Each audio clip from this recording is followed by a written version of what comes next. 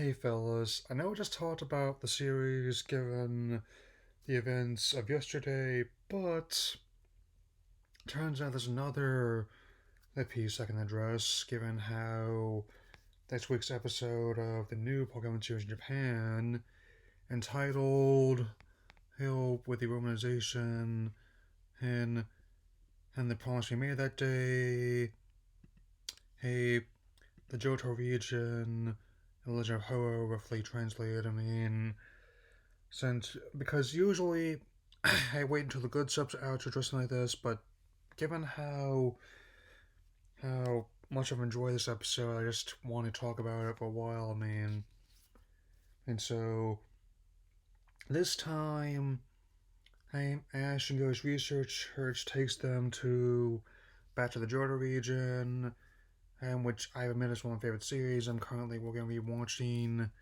and the DVDs I got, and my place will is playing the games I have again, Virtual Console. Oh, so obviously I was looking forward to this one, which revolves around how I'm trying to find Ho-Oh, not only to please, he's a young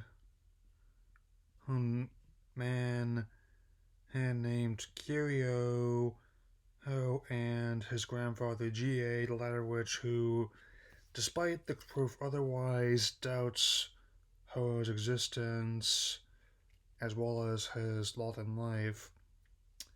And I really liked the optimism involved in this episode, given how it's got the much like how it's not quite as the same scale as how the movie portrayed it.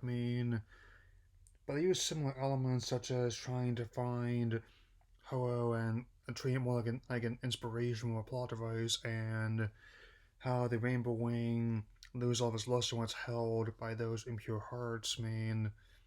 But it's also apparently unbreakable. I guess maybe because Mother Shadow wasn't around, but still, well, one of the things I'm enjoying most about this new series is how it's taking the material of not just the new games just came out this past November, but also using material from the entirety of friends beforehand, which in a way it makes sense.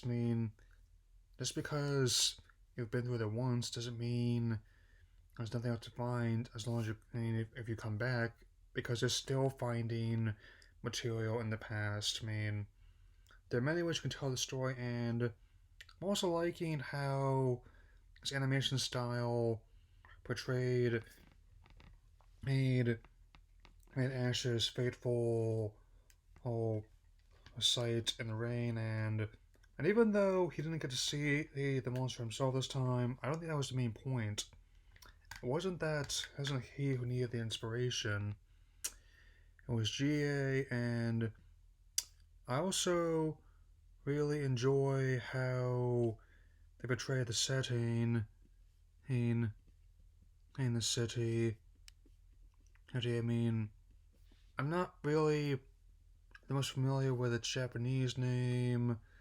I think this is Mahogany Town, and the way they portrayed it, again, I like how the simplicity of how it portrays I believe to be the bell tower, and how it was once a much more, it wasn't a critique city, and then how it was once a much more lively place.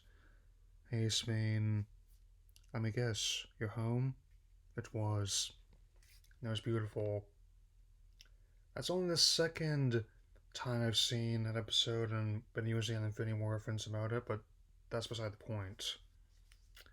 Point is it is just showing this as to me. I know this series is relatively new to a point where I actually outright called it the new series in conversation. That they simply called it Pokemon.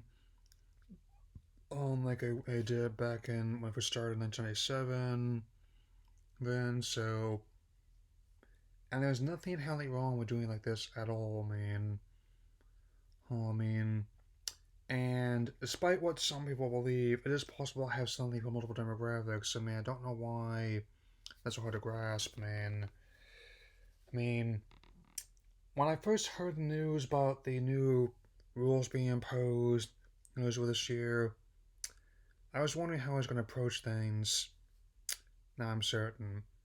And with this, I'll sign off before I get to work on another video I've got planned for tomorrow. On the big one I've been trying to work on. I just had to wait and see what it is. And so tell me what you thought of this episode, see in the comments. If you're looking forward to it eventually coming stateside, tell me that, and I will see y'all later.